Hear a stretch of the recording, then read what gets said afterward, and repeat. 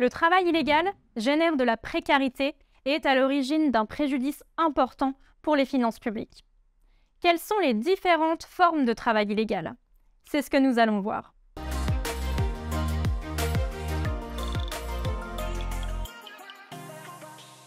Bonjour, c'est Honorine. Aujourd'hui, je vais vous présenter les infractions relevant du travail illégal, un épisode d'une série consacrée au droit du travail. L'expression « travail illégal » regroupe un ensemble de fraudes majeures à l'ordre public social et économique, précisément prévues et définies par le Code du travail. Ces fraudes ont en commun de violer des règles élémentaires liées à l'exercice d'une activité professionnelle indépendante, en nom propre ou en société, ainsi que celles liées à l'embauche et à l'emploi des salariés. Le travail illégal comprend 6 infractions définies dans la 8e partie du Code du travail. Le travail dissimulé, le prêt illicite de personnel, le marchandage, l'emploi d'un étranger démuni de titre de travail, la fraude aux revenus de remplacement et le cumul d'emplois au-delà des durées maximales. Ces infractions peuvent être commises par des entrepreneurs français ou pour certaines d'entre elles par des prestataires étrangers établis dans un État membre de l'Union européenne ou dans un pays tiers. Ces fraudes peuvent se cumuler avec d'autres délits punis par le Code pénal, comme la traite des êtres humains, les abus de vulnérabilité, les trafics de main-d'œuvre étrangère et les faux documents. Le travail dissimulé est le délit le plus fréquemment constaté par les services de contrôle. Le travail dissimulé était autrefois dénommé travail clandestin. Cette infraction vise une situation indépendamment de la nationalité des protagonistes ou des personnes mises en cause. Le salarié non déclaré peut ainsi être français ou étranger. Voici les 2 situations constitutives de ce délit. La dissimulation d'une activité exercée dans un but lucratif et en violation des obligations commerciales, fiscales ou sociales, comme par exemple la non-immatriculation au registre du commerce et des sociétés, au répertoire des métiers, ou la minoration de son chiffre d'affaires. Cette situation peut aussi résulter de la non-déclaration de tout ou partie de son chiffre d'affaires ou de ses revenus auprès de l'URSSAF, de la MSA ou des services fiscaux, ou bien encore de la continuation d'activités après avoir été radié par les organismes de protection sociale. La dissimulation de tout ou partie d'un emploi salarié, comme l'absence de déclaration préalable à l'embauche d'un travailleur, l'absence de bulletin de paye ou la mention sur le bulletin de paye d'un nombre d'heures de travail inférieur à celui réellement effectué. Constituent également ce délit les faux statuts, c'est-à-dire les personnes qui devraient être salariées au vu de leurs conditions d'emploi, mais qu'un employeur occupe sous un autre statut, bien plus avantageux pour lui. C'est le cas des faux travailleurs indépendants, des faux stagiaires ou bien encore des faux bénévoles. Le prêt illicite de main-d'œuvre est la mise à disposition à titre exclusif à but lucratif de salariés par une entreprise prestataire à une entreprise utilisatrice, et ce, en dehors des cas autorisés par la loi. Il nous faut préciser que le prêt de main-d'œuvre à but lucratif peut être licite s'il est organisé dans le cadre fixé par le Code du travail. C'est le cas du travail temporaire, des agences de mannequins, des entreprises de travail à temps partagé, de la mise à disposition des salariés auprès des organisations syndicales ou auprès d'associations sportives.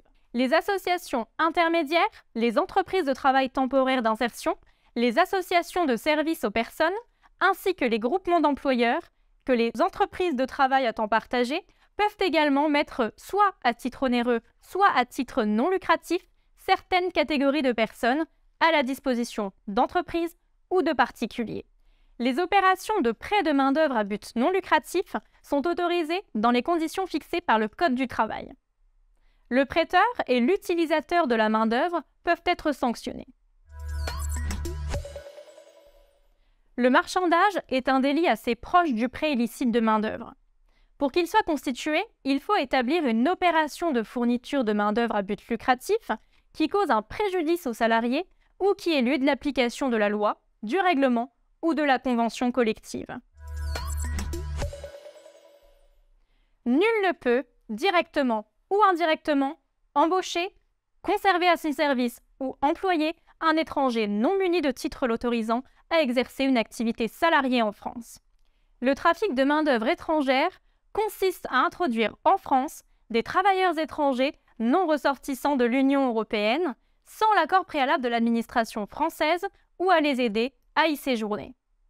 Il est également interdit à toute personne d'engager ou de conserver à son service un étranger dans une catégorie professionnelle, une profession ou une zone géographique autre que celles qui sont mentionnées sur le titre l'autorisant à exercer une activité salariée en France. L'employeur est tenu de s'assurer auprès des administrations territorialement compétentes de l'existence du titre autorisant l'étranger à exercer une activité salariée en France. Le salarié étranger employé sans titre de travail est assimilé, à compter de la date de son embauche, à un salarié régulièrement engagé pour ce qui concerne les obligations de l'employeur. Ce sera le cas en matière de sécurité au travail ou de durée du travail, par exemple. La fraude aux revenus de remplacement est caractérisée par le fait de percevoir ou de tenter de percevoir, indûment, par des procédés illégaux, un revenu de remplacement, comme par exemple l'allocation d'assurance chômage. Aucun salarié ne peut accomplir des travaux rémunérés au-delà de la durée maximale hebdomadaire du travail, soit le plus souvent 48 heures par semaine. Aucun employeur ne peut recourir au service d'une personne qui méconnaît ces dispositions. On peut préciser que certains travaux sont exclus de cette interdiction, comme les travaux d'ordre scientifique, littéraire ou artistique, et les concours apportés aux œuvres d'intérêt général, notamment d'enseignement, les travaux accomplis pour son propre compte ou à titre gratuit, sous forme d'une entraide bénévole. Pour compléter notre sujet, je vous propose maintenant un zoom sur les droits des salariés. Un salarié ne peut jamais être poursuivi pour travail illégal, sauf s'il a cumulé de façon irrégulière différentes sources de revenus d'activité. Un des enjeux majeurs des contrôles de l'inspection du travail, c'est justement de veiller à ce que le travailleur victime de travail illégal soit recouvert dans ses droits. En effet, le salarié qui n'a pas été déclaré par son employeur a droit à une indemnité forfaitaire égale à 6 mois de salaire. Cette indemnité est due quel que soit le mode de rupture de la relation de travail, que ce soit un licenciement ou une démission. Ces dispositions ne font pas obstacle au cumul de l'indemnité forfaitaire avec d'autres indemnités auxquelles le salarié peut prétendre en cas de rupture de la relation de travail, comme par exemple l'indemnité pour licenciement sans cause réelle et sérieuse, l'indemnité compensatrice de préavis ou l'indemnité de congé payé. Par ailleurs, lorsqu'un travailleur étranger est occupé sans être en possession d'un titre l'autorisant à travailler en France, l'agent de contrôle doit lui remettre une notice l'informant de ses droits. Ce document est rédigé dans plusieurs langues, comme par exemple l'arabe, l'anglais, l'espagnol ou le portugais. Le salarié étranger a droit au paiement du salaire et des accessoires de salaire correspondant à sa période d'emploi. À défaut de preuves contraires, les sommes dues au salarié correspondent à une relation de travail présumée d'une durée de 3 mois. En cas de rupture de la relation de travail, il a également droit à une indemnité forfaitaire égale à 3 mois de salaire, et s'il n'était pas déclaré, cette indemnité est de 6 mois de salaire. Enfin, il a droit à un titre de travail temporaire lorsqu'il a été victime d'une situation d'exploitation par le travail et s'il porte plainte ou témoigne dans le cadre d'une procédure pénale.